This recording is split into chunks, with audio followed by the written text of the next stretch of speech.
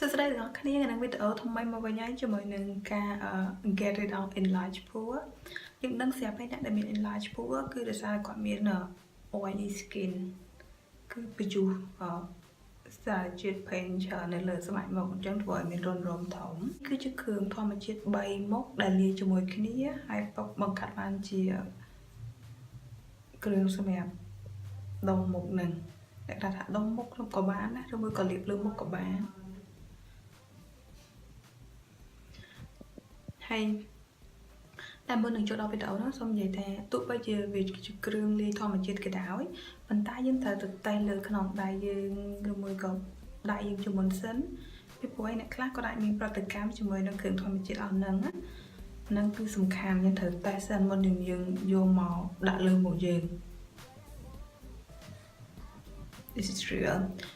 ហើយម្យ៉ាងទៀតស្បែកមុខយើងប្រភេទស្បែកមុខយើងផ្សេងគ្នាខុសគ្នាអ្នកខ្លះគាត់ប្រើទៅត្រូវអ្នកខ្លះគាត់ប្រើទៅក៏អត់ត្រូវដែរអញ្ចឹងជាវាថា personal យុការដែលខ្ញុំសាឡបងប្រើខ្លួនឯងវាមានប្រយោជន៍វាមានគុណភាពខ្ញុំប្រើទៅឃើញថាសិទ្ធិភាពវាមានលើមុខរបស់ខ្ញុំខ្ញុំគ្រាន់តែចង់ចែកតម្រុយទៅដល់អ្នកទាំងអស់គ្នាណាអត់មានអ្នកបើអត់គ្នាខ្លាចមានប្រតិកម្មអីអ្នកអត់គ្នាត្រូវទៅវាថាពាក្យថាជាមួយនឹងអ្នកជំនាញខាងស្បែកអីអញ្ចឹងសិនណាតោះយើងទៅមើលវីដេអូទាំងអស់គ្នាអូខេគ្រឿងផ្សំទី1នោះគឺប្រទាលកតុយកពើយើងដឹងស្រាប់តែអ្នកខ្លះគាត់មានប្រទាលកតុយកពើហើយប្រទាលកតុយកពើហ្នឹងគឺដាំងាយស្រួលមែនតើវាឆាប់ដុះអញ្ចឹងយើងងាយស្រួលរកទេហើយ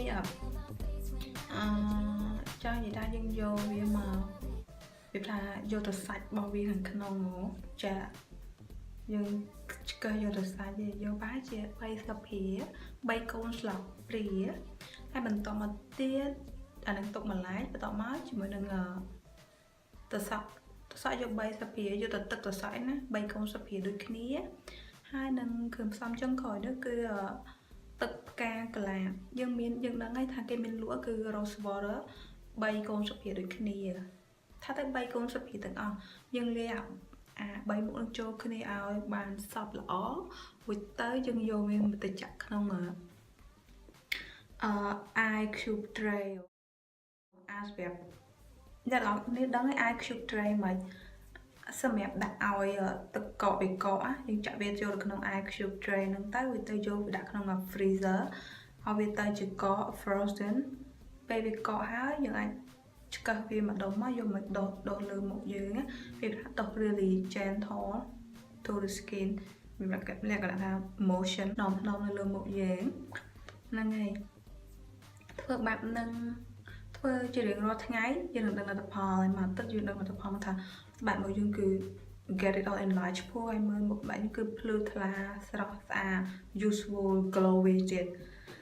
អូខេអរគុណសម្រាប់ការតាមដានទស្សនាវីដេអូនេះសូមជួយ like subscribe ផងណាបើសិនជាអត់ទាន់ subscribe ហើយខ្ញុំនឹងចេញវីដេអូដែលមានអត្ថប្រយោជន៍ផ្សេងៗទៀតទៅជាមួយនឹង skin care ការតាមដានស្បែកជួយដល់អ្នកទាំងអស់គ្នាអរគុណបាយបាយ